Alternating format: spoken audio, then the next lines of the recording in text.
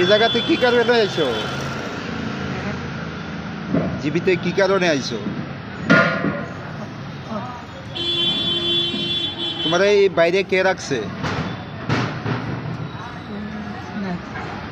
দেখতেছেন মানে কে রাখছে বা কি কারণে রাখছে বাড়ি?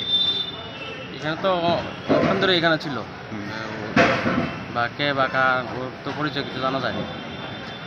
এই যে বেডগুলি আইনা ওনাদের বিছনা করে দিছে, কে দিচ্ছে মানে কে? এ তো পেশেন্ট পার্টি যারা আছে তারা এখানে দিয়েছে। পাশেই তো হাসপাতাল, হ্যাঁ? পাশেই তো হাসপাতাল, পাশে হাসপাতাল, ডাক্তার আছে, নার্স আছে, তারা আইছিল। তারা তো খবর দেওয়া হয়েছে, আইব কিছু এখন অব্দি আইছিনি, আমি তো দেখলাম প্রায় ঘন্টা খানেক হয়ে গেল।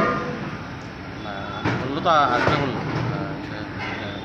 কি মনে হয় একটা মেডিকেল কলেজের মধ্যে একজন রুগীকে এমনভাবে বাইরে খোলা আকাশের নিচে রাখছে, এটা কি রাখা যায়?